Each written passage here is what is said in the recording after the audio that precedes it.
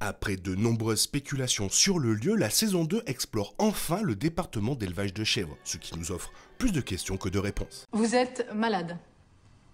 Et j'aimerais vous féliciter car c'est pas une démarche facile de venir ici, mais c'est un premier pas vers la guérison. Le concept des chèvres, détenues au sous-sol des dissociés de l'humaine, a été introduit dans l'épisode 5 de la première saison, alors que l'exploration de la zone par Ellie et Mark les conduisait à une pièce où un homme anonyme donnait du lait à des chevreaux. Avant que le duo ne parte, l'homme leur a dit de manière énigmatique « Vous ne pouvez pas encore les prendre, elles ne sont pas prêtes », avant de crier sur Mark et Ellie de sortir. Bien que la saison 1 n'ait pas développé le mystère des chèvres, la saison 2 développe un peu plus ce département. Dans l'épisode 3, Mark et Ellie explorent le sous-sol des dissociés pour parler avec d'autres départements de l'endroit où pourrait se trouver Madame Kazé, Gemma. Ils tombent sur un couloir où ils doivent ramper, ce qui les mène à une pièce herbeuse où de nombreuses chèvres errent pendant que quelques employés de l'humaine les surveillent et probablement plus. Mark et Ellie finissent par rencontrer la chef du département des mammifères nourrissables qui donne quelques indices sur le véritable objectif des chèvres. La saison 2 confirme officiellement que le département chargé de l'élevage des chèvres est le département des mammifères nourrissables, qui dispose d'une équipe d'employés dissociés bien plus grande que le département de raffinement des macrodonnées de l'humaine. Comme on l'a vu dans la saison 1, le département des mammifères nourrissables est responsable de l'élevage et de l'entretien des chèvres. De plus, sur la base des lignes de la saison 1 de l'homme donnant à manger à la chèvre, le département prépare les chèvres à un certain objectif pour l'humaine, mais la société les a apparemment retirés trop tôt. Il semble qu'il existe de nombreuses façons de nourrir et d'élever les chèvres par ce département. En plus de leur donner du lait au biberon, les employés dissociés s'habillent comme des chèvres noires pour se fondre dans la masse, les mettent dans des cuves d'élevage et utilisent des cisailles pour les toiletter. Certains employés portent également des vêtements hybrides professionnels et agricoles qui reflètent les tenues démodées des fermes laitières et des laitières, ce qui suggère que l'humaine pense que ce style aidera les employés à mieux élever les chèvres. Bien sûr, tout comme l'équipe de raffinement des macrodonnées ne sait pas ce que signifie réellement leur rôle, le département ignore probablement quels sont les objectifs profonds de l'humaine avec les chèvres. Comme le RMD, il aurait simplement demandé de remplir leurs fonctions en élevant les chèvres d'une certaine manière décrite par l'humaine. Plutôt que d'être une expérience innocente sur la façon dont des personnes dissociées éleveraient des chèvres, il y a probablement une raison beaucoup plus sombre et troublante au travail du département de cet étage.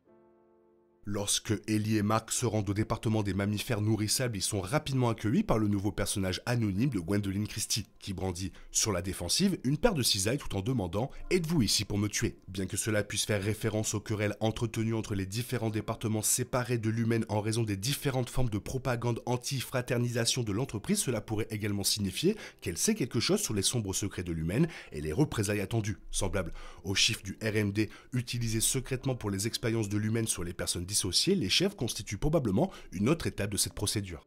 L'humaine pourrait potentiellement utiliser les chevreaux comme sujet de test préliminaire pour ses éventuelles expériences sur des employés dissociés comme Madame Kazé. L'humaine pourrait mettre en œuvre certaines stratégies d'élevage de chèvres pour voir s'il pouvait les traduire en cultivant et en modelant des personnes dissociées comme il le souhaite. C'est peut-être la raison pour laquelle les employés de l'humaine viennent chercher les chèvres du département à un certain moment, même si elles ne sont pas prêtes, car l'entreprise pourrait tester les chèvres pour voir si les tactiques d'élevage mises en œuvre les ont amenées à la norme que l'humaine attend dans un certain délai. Il est également possible que les chèvres elles-mêmes aient des puces de dissociation implantées dans leur cerveau par l'humaine. Il ne serait pas contraire à la morale de l'entreprise de procéder à des tests contraires à l'éthique sur la puce de dissociation sur des chèvres avant de le faire sur des humains. Si tel est le cas, le département élève avec succès des jeunes chèvres dissociées, bien sûr sans la situation d'intérêt externe, et ça pourrait donner à l'entreprise des lignes directrices sur la manière dont elle pourrait élever de la même manière des enfants qui bénéficieraient de la procédure de dissociation.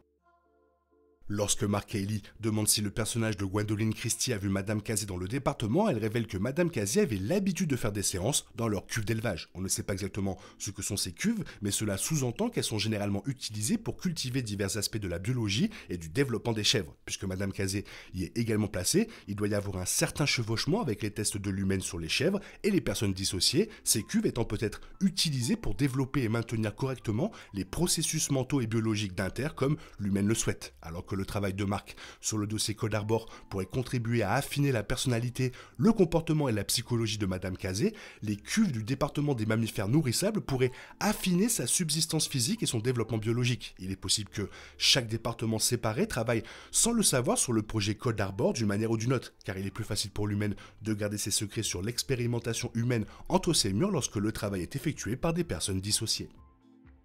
L'un des moments les plus particuliers de la visite de Ellie et Mark dans le département se produit lorsque le personnage de Gwendoline Christie leur fait montrer leur ventre devant les autres employés du département. Après cela, le personnage de Christie dit à ses collègues « Vous voyez, ils n'ont pas de poche ». Un autre employé rétorque que montrer leur estomac ne signifie rien, indiquant que le département a fait l'objet d'une propagande répétée affirmant que les travailleurs du raffinement des macrodonnées avaient des poches gastriques semblables à celles des kangourous. Ce n'est pas la première fois que des employés du RMD sont accusés de détenir des poches. Cette idée a été évoquée pour la première fois lors des scènes ensemble de Burt et Irving dans la saison 1, car le premier a expliqué qu'il y avait une rumeur répandue selon laquelle les employés du RMD sont tous des marsupiaux avec des larves dans leurs poches qui finiront par les manger et les remplacer. Il semblait que cette théorie ne s'était répandue qu'autour de l'optique et du design, mais la saison 2 confirme maintenant qu'elle a également fait son chemin vers les chèvres. Compte tenu de l'expérience de l'humaine en bio-ingénierie et du fait que les chèvres ont été clonées avec succès dans la réalité, cette théorie implique que l'humaine expérimente peut-être le clonage de chèvres comme une étape vers le clonage humain. En conjonction avec la technologie des dissociés, les humains clonés pourraient devenir des travailleurs, des soldats ou des serviteurs idéaux, comme Madame Kazé. Cela rejoint le fait que Ellie demande si elle est du bétail et cultivée comme nourriture lorsqu'elle se réveille sans mémoire dans le premier épisode. L'idée semble aujourd'hui réalisable, la première pièce illustrée n'était pas adaptée à l'élevage de chèvres ou d'animaux de ferme, mais avec l'installation et l'environnement approprié de la saison 2, cela laisse plus de place à cette idée. De plus, les clones vieilliraient normalement plutôt que d'être créés en tant qu'adultes, et cela pourrait expliquer la note, certaines personnes pourraient vivre ici, visibles sur la carte de Pity. D'après son badge vert, le personnage de Gwendoline Christie a peut-être un lien avec le département optique et design de l'humaine. Sa tenue et son badge ressemblent énormément à ce que Burt, ancien chef du département, portait dans la saison 1. Ou peut-être que c'est la couleur du badge pour un chef. On ne sait pas exactement ce que fait exactement le département optique et design, ni celui des mammifères nourrissables, d'autant plus que la vraie taille du département ou les liens n'ont peut-être pas été révélés. Bien que le département des macrodonnées soit tout aussi déroutant, il semble y avoir un mystère encore plus grand autour du lien entre ces deux départements. Les employés des macrodonnées pensaient que les départements étaient séparés et sans lien, alors qu'en réalité, maintenant que nous savons pour l'exportation, ça change tout. Alors qu'il semblait au départ que le rôle de Burt au sein du bureau consistait simplement à s'occuper des œuvres d'art de l'humaine, la nature secrète du département suggère qu'il se passe quelque chose de bien plus important et peut-être en lien direct avec les chèvres.